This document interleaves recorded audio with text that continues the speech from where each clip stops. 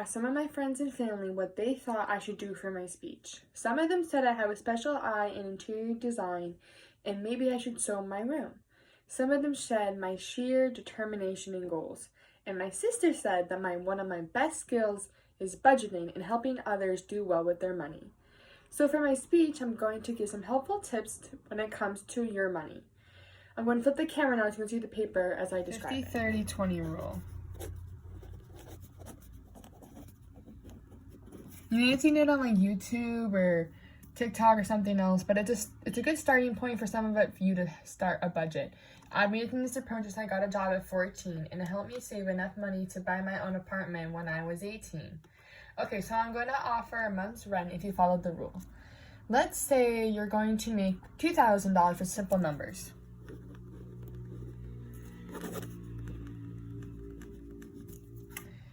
And this means that 50% of it goes towards your expenses, 30% goes towards you, and 20% goes towards your savings or your investments. I don't really know a lot about the stock market, but I do invest in Stash, which offers small stocks for pennies, and you can make a good profit over time. So with this budget in hand, you'd have $1,000 for your bills, $600 for yourself, and $400 in your savings. Depending on how high your payments are or how much you're going to make, it's going to fluctuate. But that's what you're supposed to be striving for when you live by yourself. When I first started working, I didn't really have any bills, so I put almost 60% of it in my savings. I was able to have 40% of it to myself. And it was crucial that I understood that my savings were essentially untouchable unless there was an emergency. I continued to do this until I was 16, and then by then I saved around $4,000 to buy a new car.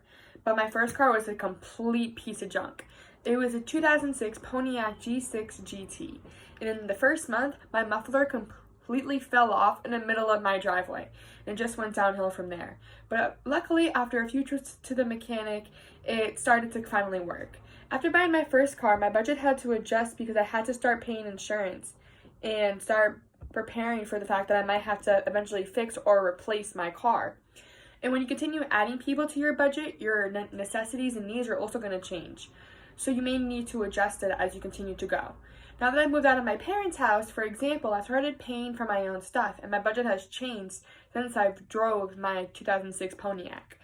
Since it's not all possible for us to follow these standards, I'm going to provide an example that's based on your requirements first. So I'm going to turn the camera again so you can see that. $2,500 a month from work, and all your bills come to $1,875 because like you live in New York City, so it's expensive, and you take the subway every day. When you're doing the math, you're putting 75% of your monthly income for bills, which means you only got 25% of it left.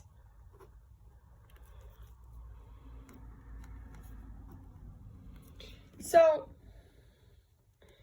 if I was to, in a situation, I recommend that if you're social, that I would do 20% for your social, and then 5% for your savings, which would still put about $500 towards your social and about $175 towards your savings, which is not really all that bad considering if you're living in New York City. Also start building your credit as soon as possible. I currently have the Discover It student card, which is a fantastic starter credit line that has a small limit and no recurring fee, just a recurring charge towards your balance with great rewards. I don't know if you're going to be into it, but if it's for everyone, but I like it. When you have a credit card, it's important to know that the money you spend on your credit is just like a loan. It's not free money. It's money that you don't need at that time, but you're liable for it later. When you get a credit card, don't go nuts on your expenses. And according to some financial advisors, you should only spend around 30% of your overall credit to retain good credit. So for example, if your maximum credit is like $1,500, you should only spend about like $500 about it. Another tip is that I try to use to hold my social spending in check is to think about why I want what I'm buying, and if I'm going to regret going home and not buying a certain item I saw earlier that day.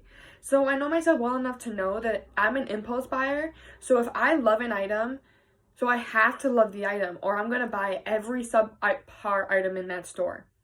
And in addition to that, I also had a budget app for a while, and that helped me keep track of all my spendings. And I've tried those that are connected to your account and those that you enter in your information for. But personally, I like the self-input ones because I feel like it helped me more accountable, but it's all based on my personal choice and preference.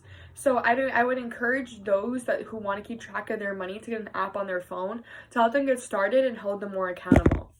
So thank you for listening to my demonstrative budgeting speech, and I hope that you've learned something about being better with your own personal finances.